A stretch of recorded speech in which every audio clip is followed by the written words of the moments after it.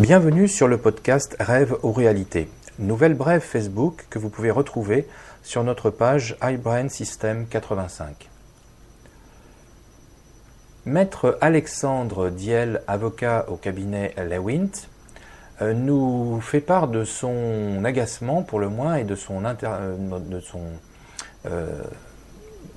sa remarque en fait que nous sommes submergés de spam se référant au RGPD et nous demandant l'autorisation de bien vouloir poursuivre les relations écrites avec une entreprise ou avec une association.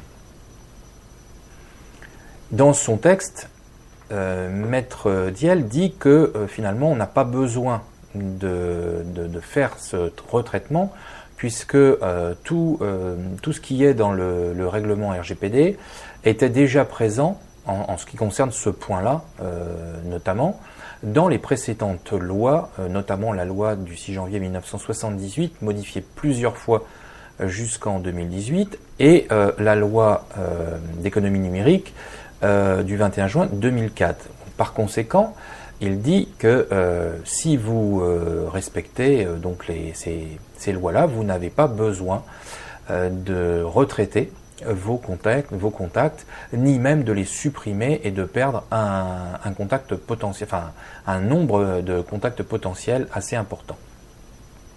Alors, Maître Diel a tout à fait raison s'agissant d'entreprises classiques et bien organisées ou ayant un service marketing dédié. Pour les TPE, les PME, les auto-entrepreneurs et les indépendants, le non-traitement des listes de clients ou de prospects n'est pas applicable. Parce que notre constat, avec tous les clients de ce type que nous avons, c'est que 99% des petites et moyennes structures n'ont jamais appliqué correctement la loi du 6 janvier 1978 et ne connaissent pas l'existence, pratiquement pas l'existence de la loi du 21 juin 2004 pour la confiance dans l'économie numérique. Aussi que 98% des adresses e-mail détenues par les petites et moyennes structures sont nominatives et rattachées à un fournisseur d'accès, par exemple Gmail, Orange, Free, etc.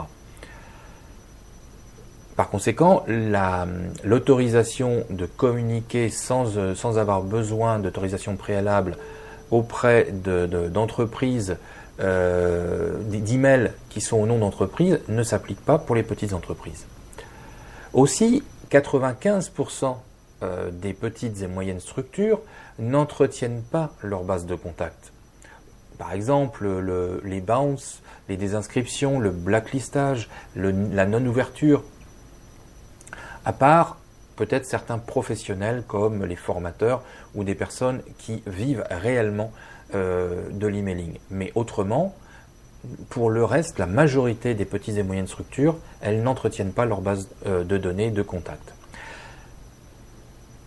De plus, si l'on regarde, et ça c'est un plus podcast par rapport au post de Facebook, si l'on regarde le taux d'ouverture, le taux de réactivité des listes, on se rend compte qu'on obtient peut-être en moyenne 15 à 18% d'ouverture, et d'ouverture, pas forcément de rachat ou de contact, d'ouverture.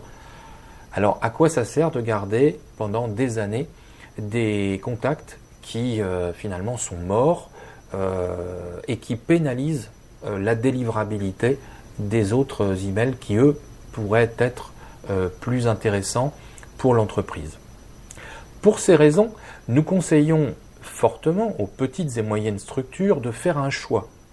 Soit, choix numéro 1, repartir proprement en supprimant les adresses peu sûres ou celles qui ne répondent pas depuis vraiment plusieurs envois aux sollicitations. Ou 2, d'envoyer une demande d'accord, donc de rappel, à toute la liste, sachant que le taux de retour ne dépassera pas 10% et dans nos constats actuels, on est plus proche de 4% en moyenne dans la réalité. À très bientôt pour une prochaine brève Facebook.